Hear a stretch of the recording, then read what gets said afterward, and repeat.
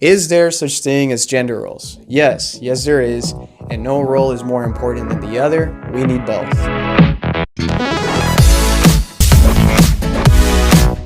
Disclaimer, this video might be insulting and offensive to some viewers. Viewer discretion is advised. You've been warned.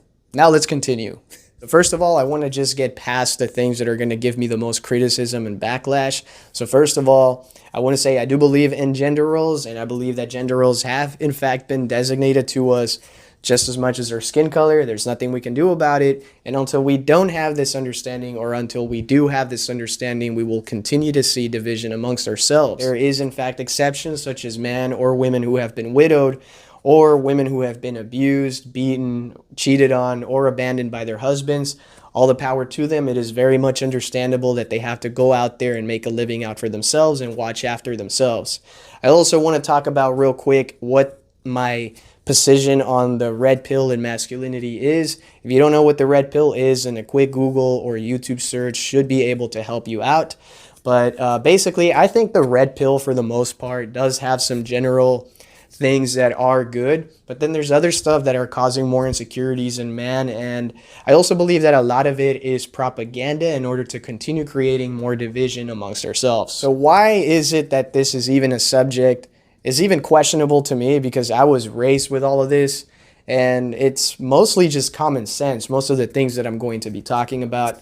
But I brought up the subject over to one of my best friends, and I let him know that in my theory, it may just in fact have been men's fault, all because they may have been abusive or taken advantage of too much power in the past, that they left women with no choice but to go out and take care for themselves. And now the rabbit hole has gone so deep down, there's no coming back.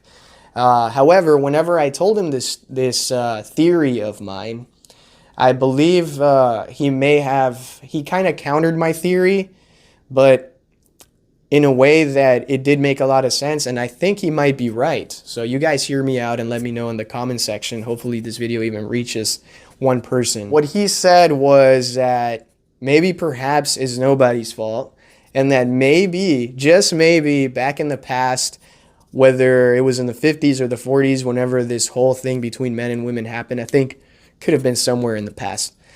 Maybe it was something that was propagated in movies or in music, because even in black and white television programming, you were already starting to see sexualization. You were already starting to see the sexualization of women. So because of this kind of stuff being propagated, one of two things could have happened. Maybe men were moved to become corrupted and more perverted, so they went out of their way and started cheating. Or perhaps it was only something seen on television. It made women believe that this was something that was going on, so then they retaliated, and then, you know, maybe also a lot of men did in fact ended up cheating because of the influence that they saw on television. So all of this stuff is in fact like a theory, but I do find it kind of interesting because, you know, I don't want to point the finger and say, oh, it's woman's fault or it's man's fault. I was simply being humble and thinking, oh, well, you know what? Men are in fact more perverted than women are as far as I'm concerned. So maybe perhaps, you know, men were cheating, they were beating their women, and like I said, they went out and looked after themselves. So to break it all down, a man's role is to be the head of the household, the leader, the protector, and the provider of the family. You put all of those four together, and what you get is the supplement and the strength in the family. And to break it all down, a woman's role is to be the supporter, an uplifter, a bearer of life, and a consultant. You put all of those four together, and what you get is love and nurture. So the part where everything gets twisted around and everybody's got a problem with, including soft, spineless men, is going to be when we talk about leadership. Leadership is appointed to a man, and as soon as a woman hears about this, they go ballistic and crazy about the idea. And the main reason for that is because there's been a complete misunderstanding and bastardization of what true leadership actually is. Leadership is not about being selfish and being only interested in oneself. True leadership is about self-sacrifice and putting your family before yourself, putting your wife and kids before yourself. True leadership is about being self-sacrificing, and knowing that if the ship is going to sink, you're going to sink along with it. If not, you're going to die trying to pull it back out. Leadership has been bastardized and propagated by Hollywood and trash music as this idea of being selfish, being only interested in yourself, doing whatever you want, being free, and having all the money in the world. And for women, it's to be a bad bitch with poor behavior. Kind of interesting to me is that whenever people talk in general about money, it's deemed as greedy or as selfish, but whenever women talk about money and about being the boss or whatever, then it's virtuous. Then, then it's a great thing. The reason why it's very important to understand gender roles is because there is more to life. People say it all the time. There is more to life than money and supplement.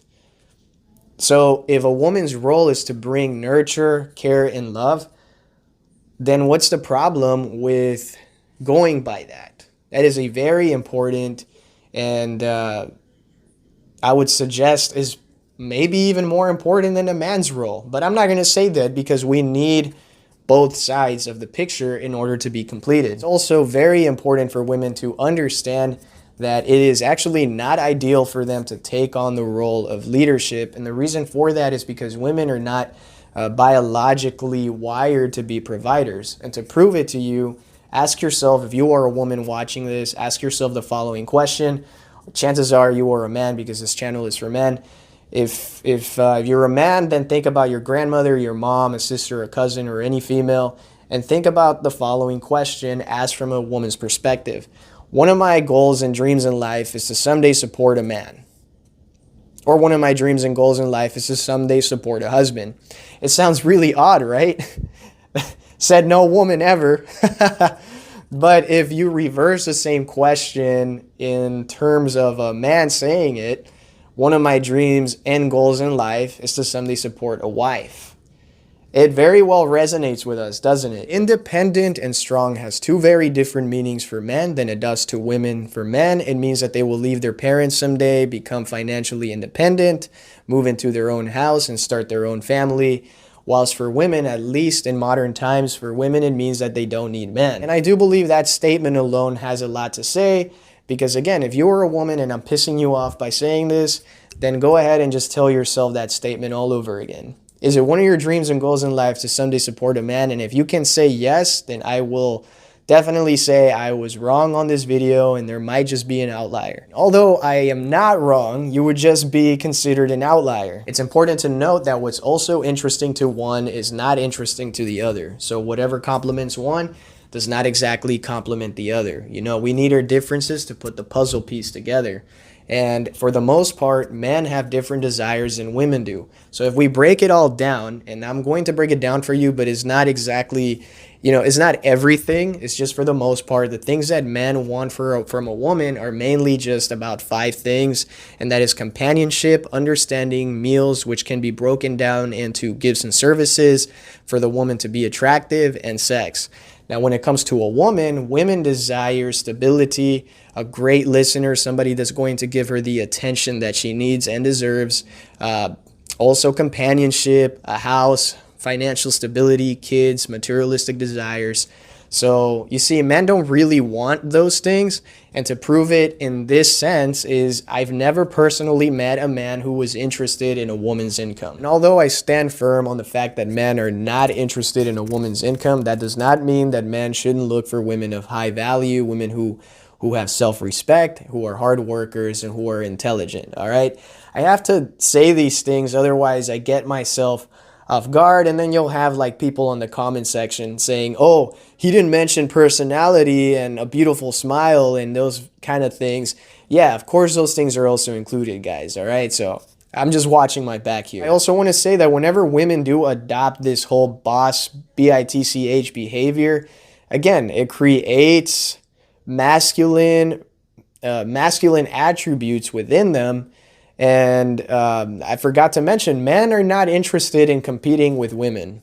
I said this in another video. Whenever, even me as a boy, as a kid, whenever I used to play sports or dodgeball or whatever, the last thing I wanted to do was throw a ball and hit a girl. I would always aim at the biggest dude on the other side. So Again, men are not interested in competing with women, and I believe this is just something that I came up with. It's a theory. I might be crazy on this, but I think the reason why women adopt this boss behavior is actually because women look up to men so much that they want to mirror that image, but you can't mirror something and then expect for the other side to be attracted to you, because it doesn't work that way. Men are already that way. Men are already acting masculine. So whenever women want to adopt the same attributes, it just doesn't work. And I've already mentioned that leadership is actually not the most convenient thing on earth. It means you're jumping off the window first if the building's on fire, or last, depending on your situation. So instead of trying to copy and mirror a man's image, women should just worry about themselves and embrace their femininity, as it is a blessing and a gift in it of itself. I want to go back really quick to the beginning of the video when I was talking about the exceptions. Of course, there is women who have been abused, beaten, and abandoned by terrible husbands. And these are women who have had to take care of themselves. And these are very powerful women who have my complete respect. And obviously, they deserve everybody's respect. But is this the ideal way to live? What I'm talking about is the ideal nuclear family. And that is man, woman, and kids. Unfortunately, the world has not been that way for quite some time, and that is exactly the reason why we need videos like this to push this narrative, so that we can find common ground and find virtue within ourselves, so that we can understand exactly what it is that we're dealing with, instead of continuing to go down a rabbit hole and not fixing it. Everybody is confused, and I believe that this video can in fact help people. And of course, you do have certain scenarios where the man ends up having to stay at home and the woman has to go to work for whatever reason.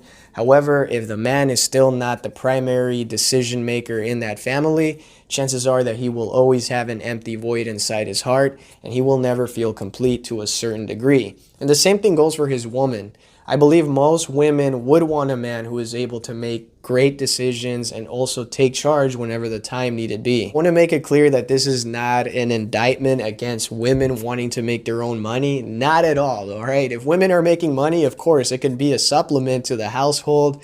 And I mean, that's fine. There's no problem with that.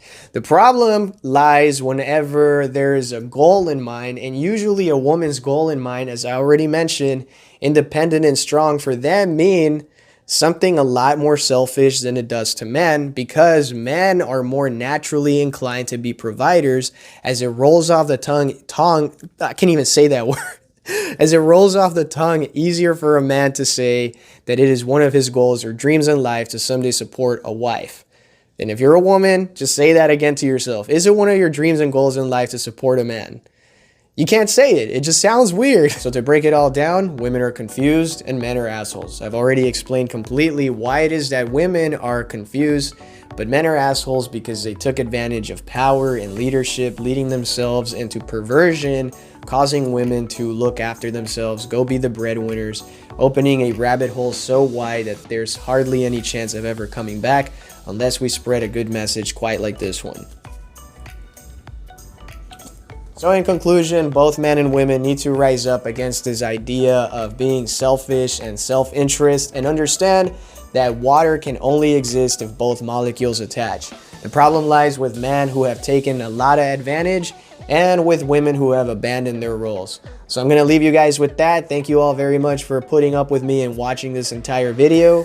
I'll see you guys on the next one. And as always, stay intentional. See ya.